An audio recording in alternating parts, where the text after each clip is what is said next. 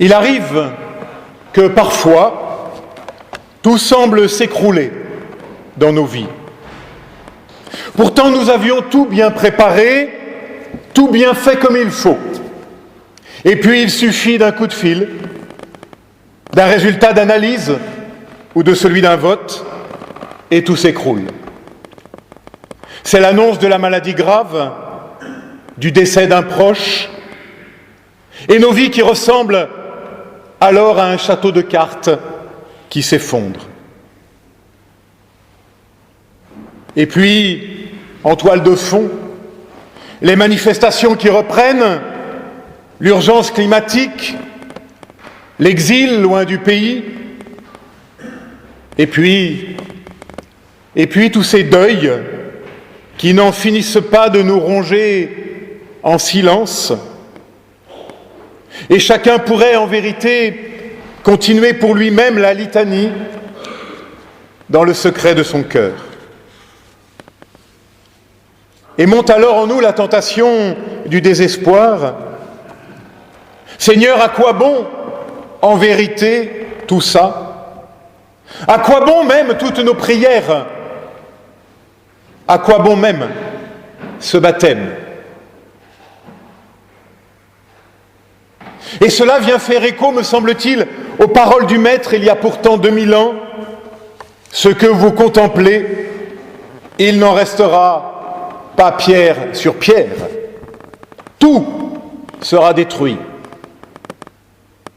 Et puis vient dans notre texte d'évangile la description du chaos, nation contre nation. Bon, ça malheureusement, nous les hommes, on connaît bien. Et depuis que le monde est monde. Mais plus intime encore. Père et mère contre fils et filles. Frère contre frère. Amis contre amis. Collègues contre collègues. Voilà qui nous rappelle que décidément, l'Évangile n'est pas une belle histoire tranquille pour endormir les enfants sages. Nous voici bien replongés dans la réalité de la fournaise, du tragique de notre condition humaine, point ici de romantisme béat. Il ne restera pas pierre sur pierre. Je crois que nous mesurons mieux, depuis l'incendie de Notre-Dame, le tragique qu'a représenté la destruction du Temple par les Romains en 70 après Jésus-Christ, avec cette terrifiante impression que plus rien ne tient. Ce qui faisait repère, ce qui semblait pourtant immuable, s'écroule, part en fumée. Plus de repères. Et ce qui reste immuable, pour le coup, c'est le tragique de la haine et de la mort qui semble partout triompher.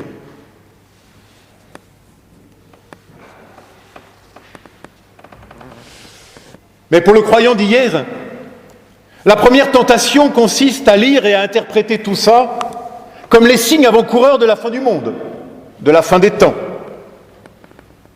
Bon, pour eux, ça fait 2000 ans quand même que ça dure. Pour certains croyants d'aujourd'hui, devant l'urgence climatique, devant la montée des intégrismes de tout poil, la même lecture semble possible. La fin des temps est proche.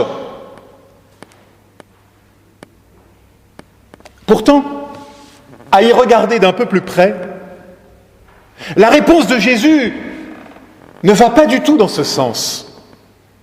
Tout au contraire, Jésus nous dit pas de date,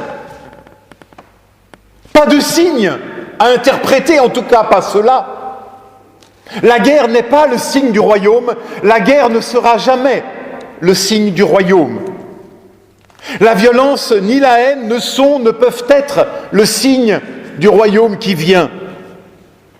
La réponse de Jésus signifie tout au contraire que c'est à tout moment que peut surgir le royaume de Dieu, même au milieu de la violence et de la haine, malgré la violence et la haine.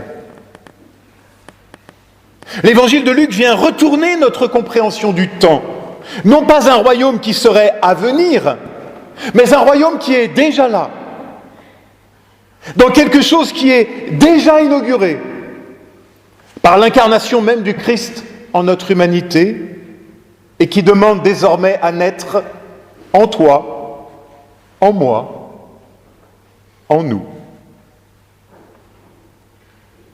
Cela ne veut pas dire, bien sûr, que nous devons fermer les yeux devant les urgences qui sont les nôtres, bien au contraire.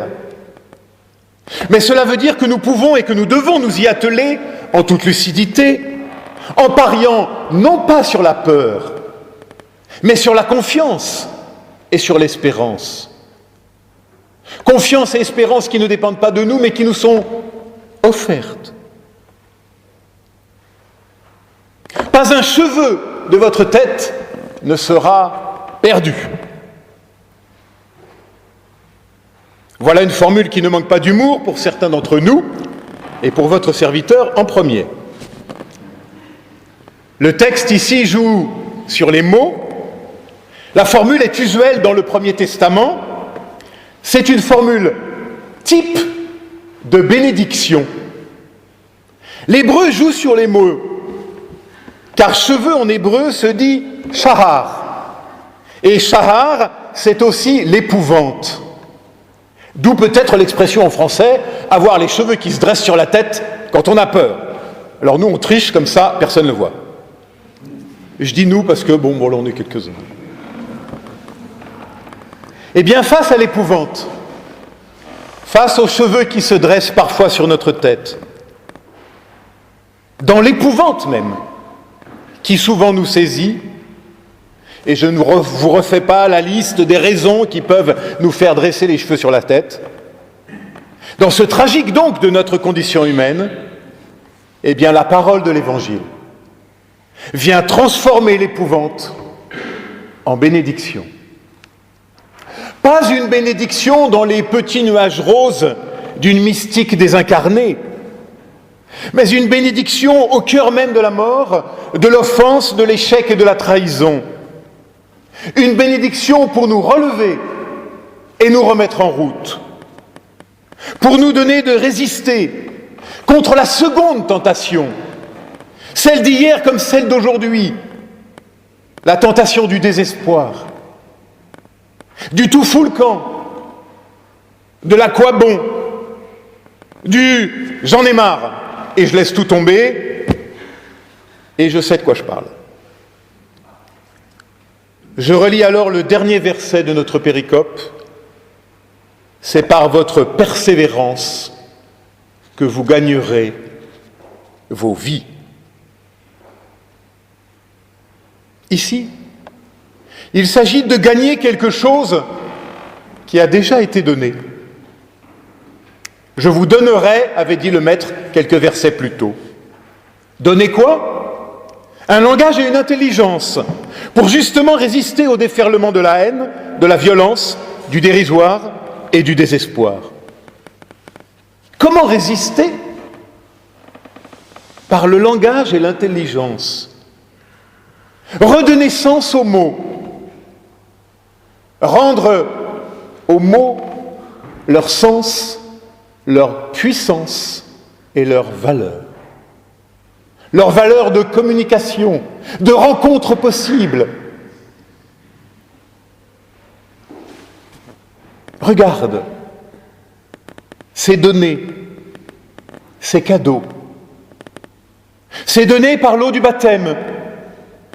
C'est donné par les mots de la Bible qui peuvent redonner sens à l'insensé. C'est donné par la puissance du pain et du vin partagé. Oui, c'est donné. À toi, à moi, à nous. Oui, il nous est donné de quoi persévérer dans la vie. Persévérer dans la vie. La finale de notre texte l'affirme bien, c'est par votre persévérance que vous gagnerez la vie. Ainsi, c'est comme si tout nous était déjà donné, mais que tout restait à faire. Oui, ma sœur, mon frère, tout est donné. Mais tout reste à faire. Un père du désert, Macaire le Grand, petit clin d'œil à Jacques Noël, IVe siècle, désert d'Égypte, le dit bien à sa façon, l'énergie spirituelle de la grâce divine présente dans chaque être, travaille avec beaucoup de patience, de sagesse, mais elle exige que l'homme combatte avec elle, avec une grande endurance pendant longtemps, alors seulement l'œuvre de la grâce paraît achevée en lui. C'est par votre persévérance que vous gagnerez vos vies. Ces mots pourtant de l'Évangile devraient quelque part nous chatouiller, sinon nous choquer.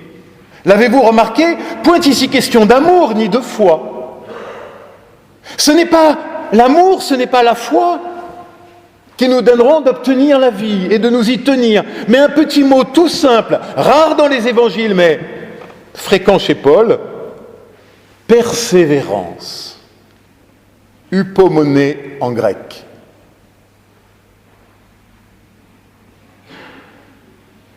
Persévérance. Car c'est vrai, il arrive que dans nos vies, la foi semble tarie, et de toute façon, elle ne dépend pas de nous, elle est un don.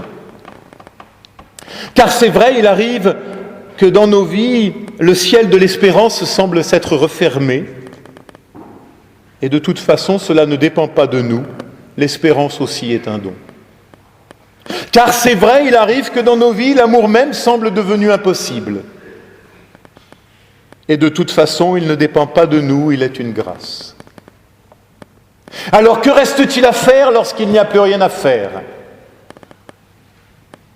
Il reste à persévérer dans ce devant Dieu, sans nous résigner jamais. Dans cette revendication de la bénédiction. Souvenez-vous, Jacob au gué du Yabok, « Je ne te laisserai pas, dit-il à Dieu lui-même, avant que tu ne m'aies béni. Je ne te laisserai pas avant que tu ne m'aies béni. Non, Seigneur, je ne te lâcherai pas avant que tu nous aies bénis. » Et peut-être ainsi pouvoir inventer ensemble un autre humanisme possible, une autre humanité possible. Mais comment, me direz-vous, comment résister dans ce devant Dieu? Eh bien, je le redis, en restant enraciné dans cette parole qui nous fonde et nous précède. Celle-là même que nous avons renouvelée ce matin lors du baptême de You. Cette parole qui a poussé certains à quitter pays et amis pour un complément d'études.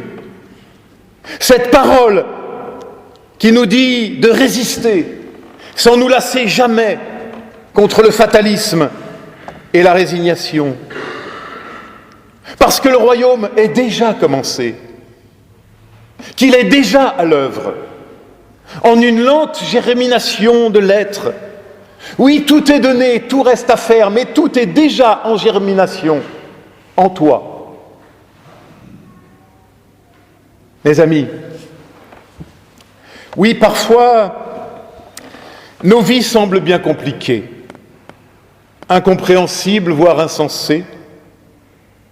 La seule réponse possible, persévérer dans la beauté, faire chanter la vie, faire rimer nos vies, frapper dans nos mains pour accueillir l'arc-en-ciel, planter un arbre au soir de sa vie, chanter avec l'oiseau dans la nuit. Nous avons commencé cette méditation avec ces mots du Maître: « Ce que vous contemplez, il n'en restera pas pierre sur pierre, tout sera détruit. » Nous la finissons avec ceux de l'apôtre qui répond: « Vous aussi, comme des pierres vivantes, vous servirez à construire la maison de l'Esprit Saint. » Mes amis, voilà l'Orient, voilà le chemin, voilà à quoi et comment persévérer afin de demeurer des vivants, construire un autre temple, non plus fait de pierres minérales qu'on peut trop facilement se jeter à la figure, non, construire un autre temple, non plus fait de pierres minérales, mais construire le temple de la fraternité avec les pierres vivantes que nous sommes.